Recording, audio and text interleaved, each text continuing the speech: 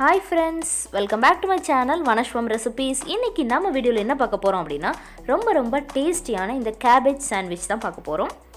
நம்ம சாண்ட்விச்னா பிரெட் வச்சு தானே பண்ணுவோம். ஆனா இது முற்றிலும் டிஃபரண்டான நம்ம இந்த கேபேஜோட லீஃபை வச்சு சூப்பரான சாண்ட்விச் இன்னைக்கு எப்படி பண்ணலாம் அப்படிங்கறத வீடியோக்குள்ள போய் பார்த்திரலாம். அதுக்கு முன்னாடி இப்பதான் நம்ம சேனலை நீங்க ஃபர்ஸ்ட் பார்க்கறீங்க அப்படினா Subscribe பண்ணிக்கோங்க. கூடவே அந்த பெல் ஐகானையும் டிங்னு கிளிக் பண்ணி விடுங்க. அப்பதான் நான் போடுற எல்லா வீடியோஸும் உங்களுக்கு நோட்டிஃபிகேஷன் வரும். நீங்களும் நம்ம வீடியோஸை மிஸ் பண்ணாம பார்க்கலாம். சரி வாங்க டைம் வேஸ்ட் பண்ணாம வீடியோக்குள்ள போயிடலாம். இந்த கேபேஜ் லீஃபை நீங்கள் இந்த மாதிரி செப்பரேட்டாக எடுத்து வச்சுக்கோங்க. சின்ன பீசஸ் ஆக்கிடாதீங்க. இந்த மாதிரி ஃபுல் பீஸாக எடுத்து வச்சுக்கோங்க. அப்போ தான் நல்லாயிருக்கும். இது நமக்கு ஒரு ஷீட் மாதிரி இருக்குல்ல, இந்த ஷீட் வச்சு தான் நம்ம இந்த சூப்பரான சாண்ட்விச் பண்ண போகிறோம். இது இப்படியே இருக்கட்டும். நான் என்ன பண்ணணும் அப்படிங்கிறத காமிச்சிடுறேன். இப்போது நான் ஒரு பேனை ஹீட் பண்ணுறேன்.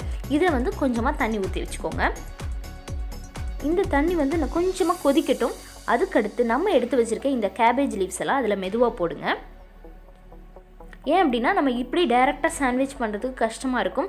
ஏன்னா அந்த லீஃப் நமக்கு அந்த அளவுக்கு ஃப்ளெக்சிபிளாக இருக்காது.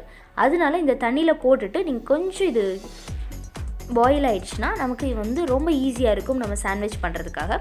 அதுக்காக ரொம்ப வேக வச்சிடாதீங்க. சும்மா அந்த வாட்டரில் போட்டு கொஞ்சம் ஹீட் ஆனதுக்கடுத்து எடுத்துடலாம். இப்போ நான் இதை எல்லாத்தையும் போடுறேன். இதை போட்டுட்டு மேலே ஒரு ஸ்பூனோ இல்லை ஒரு கரண்டி வச்சு நல்லா இப்படி ப்ரெஸ் பண்ணி விடுங்க. ரொம்ப ப்ரெஷர் கொடுக்காதீங்க, ஜென்டிலாக ப்ரெஷர் கொடுங்க. அப்படின்னா தான் உங்களுக்கு அது ஈஸியாக ரொம்ப சாஃப்டாகிடும். அப்போ நமக்கு செய்கிறதுக்கு ஈஸியாக இருக்கும். அதுக்காக தான் நான் ஒரு 2 நிமிஷம் ஆயிடுச்சு. இப்போ நல்லா வெந்துருச்சு. பார்த்தாலே உங்களுக்கு தெரியும். இதை நம்ம நல்லா ஸ்ட்ரெயின் பண்ணி எடுத்து வச்சுக்கலாம். நான் அப்படியே இன்னொரு பவுலுக்கு ட்ரான்ஸ்ஃபர் பண்ணிக்கிடுறேன். இது பார்ஷியலி குக்குடு அப்படி தான் இருக்கணும். ரொம்ப குக் ஆகிடக்கூடாது, பார்ஷியலி குக்குடாக இருக்கணும். இப்போ நான் ஒரு பேனை ஹீட் பண்ணிக்கிடுறேன். இதில் கொஞ்சம் தேவையான அளவு எண்ணெய் ஊற்றிக்கோங்க. இது எண்ணெய் கொஞ்சம் ஹீட் ஆகட்டும். இந்த ஆயில் நல்லா ஹீட் ஆகிடுச்சு. இதில் நான் சின்ன பீசஸாக வெங்காயம் கட் பண்ணி வச்சுருக்கேன். அதையும் போட்டுக்கிடுறேன்.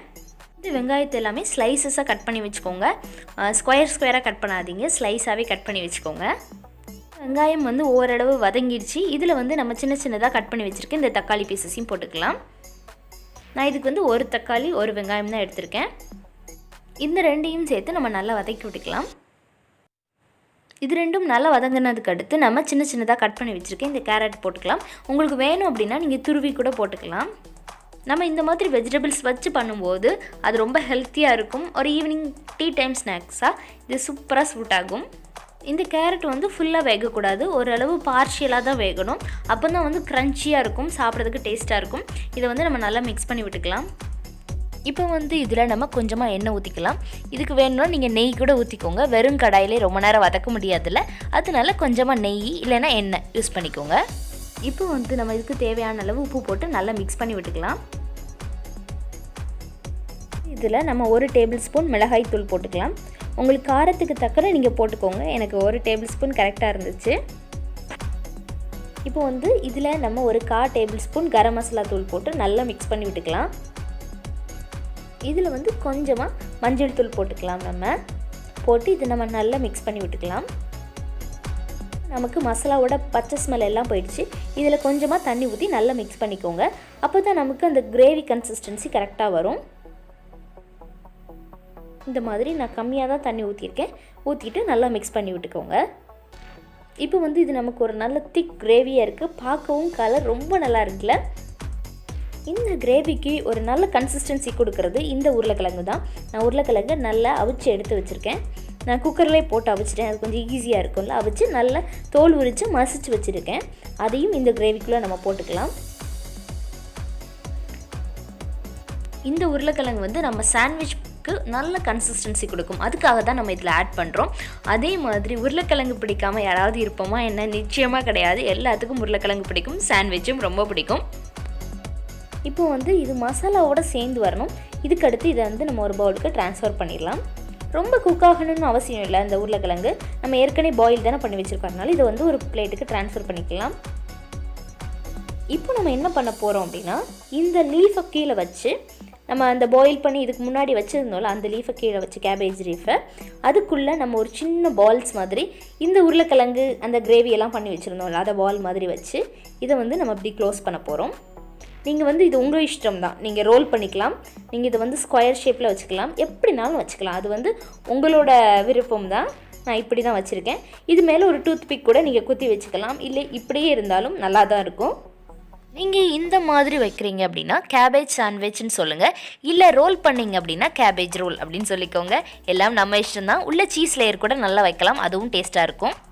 நம்மலாம் இந்த சமோசா இதெல்லாம் சாப்பிடும்போது கீழே ஒரு பேஸ் மாவு வச்சு தான் பண்ணுவோம்.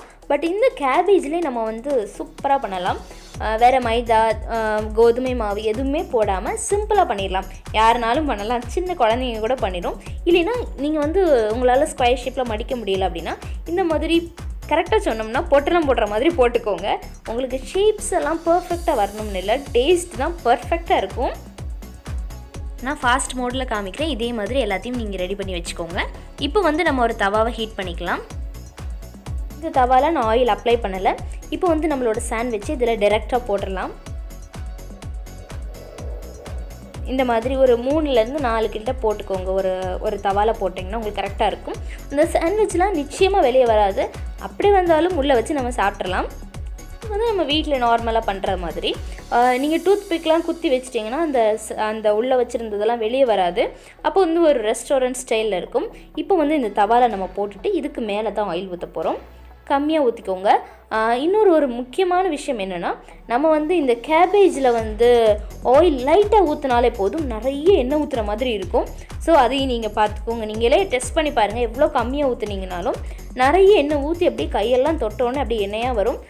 அதனால் நீங்கள் கம்மியாகவே ஊற்றினா போதும், ரொம்ப தேவை கிடையாது இதுக்கு ஆயில். இந்த கேபேஜ்லாம் குக் ஆகும்போது அது ஷ்ரிங்க் ஆயிரும். அதனால தான் இந்த உள்ளே இருக்க அந்த ஸ்டஃபிங்ஸ் எல்லாம் இது வெளியே விடாது அப்படின்னு சொல்லிட்டு இருக்கேன். இது வந்து நம்ம கொஞ்சமாக ஊற்றின ஆயிலே இதை வந்து நல்லா பரட்டி எடுத்து நல்லா தவாவில் போட்டு எடுத்துக்கோங்க. நம்ம கொஞ்சமாக ஆயில் ஊற்றினா கூட இது நிறைய ஊற்றின மாதிரி தெரியும், அதனால் ஒன்றும் இல்லை. அதே மாதிரி இதில் வந்து அப்பப்போ அந்த பிளாக் கலரில் லேஸ் ஆகும். அதுவும் டேஸ்ட்டில் வந்து ஒரு வித்தியாசம் இருக்காது. அது வந்து நம்ம பார்பிக்யூலாம் சாப்பிட்றோம் அந்த மாதிரி ஒரு டேஸ்ட்டாக தான் இருக்கும். அதனால நீங்கள் நிறைய ஆயில் ஊற்றினீங்கன்னா இந்த கலர் சேஞ்சஸ் இருக்காது. நீங்கள் இந்த மாதிரி சும்மா கடாயில் போட்டு இல்லை பேனில் போட்டு எடுக்கிறீங்க அப்படின்னா லைட்டாக அங்கங்கே கலர் சேஞ்சஸ் இருக்கும். அவ்வளோதான், நம்ம சூப்பராக ரெடி ஆயிடுச்சு. அதே மாதிரி இது வந்து நமக்கு நல்லா குக் ஆகணும் அப்படிங்கிறதும் கிடையாது. மைல்டாக உங்களுக்கு குக் ஆனாலே போதும். அந்த ரா டேஸ்ட்டோடு சாப்பிட்றதும் ரொம்ப டேஸ்ட்டாக இருக்கும். அதனால நீங்கள் அப்படியும் ட்ரை பண்ணி பாருங்கள். ரொம்ப டீப்பாக நமக்கு குக் ஆகணும்னு அவசியம் இல்லை. ஏன் அப்படின்னா நம்ம உள்ள ஸ்டஃபிங்ஸ் எல்லாமே ஏற்கனவே குக் பண்ணிட்டோம்ல, அதனால் சும்மா இது மைல்டாக அந்த லேஸாக அந்த பச்சை ஸ்மெல் மட்டும் அந்த கேபேஜில் போனால் போதும். நம்ம இதை எடுத்து வச்சிடலாம். இந்த மாதிரி நம்ம எல்லாத்தையும் போட்டு எடுத்துக்கலாம். நீங்கள் நிச்சயமாக ஒரு டீ டைம் ஸ்நாக்ஸ் என்ன செய்கிறது, ஏதாவது சாப்பிடணும் போல் இருக்கே ஆனால் ஹெல்த்தியாக சாப்பிடணும் அப்படின்னு நீங்கள் நினச்சிங்கன்னா டக்குன்னு இதை செஞ்சிடலாம். இதில் ஒரு வேலையும் கிடையாது. அதே மாதிரி உருளைக்கிழங்கு மிஞ்சி போயிடுச்சு, ஏதாவது பொரியல் மிஞ்சி போயிடுச்சுன்னா கூட இதுக்குள்ளே நீங்கள் ஸ்டஃப் பண்ணி சூப்பராக செஞ்சு முடிச்சிடலாம். அவ்வளோதான், நம்மளோட சூப்பரான டேஸ்டியான இந்த கேபேஜ் சாண்ட்விச் சூப்பராக ரெடி ஆகிடுச்சு. உங்கள் எல்லாத்துக்கும் இந்த ரெசிபி ரொம்ப பிடிச்சிருக்கும் அப்படின்னு நினைக்கிறேன். கண்டிப்பாக இதை உங்கள் வீட்டில் ட்ரை பண்ணி பார்த்துட்டு எப்படி இருந்துச்சு அப்படிங்கிறத எனக்கு கமெண்ட் பண்ணுங்கள். நம்ம சேனலில் இருக்க எல்லா வீடியோஸையும் போய் செக் பண்ணி பாருங்கள். உங்களுக்கு பிடிச்சிருந்துச்சுன்னா மறக்காமல் நம்ம சேனலில் சப்ஸ்கிரைப் பண்ணுங்கள். இதே மாதிரி சூப்பரான இன்ட்ரெஸ்டிங்கான ரெசிபிஸோட நான் உங்களை நெக்ஸ்ட் வீடியோவில் சந்திக்கிறேன். Until then, thanks for watching this video. நன்றி, வணக்கம்.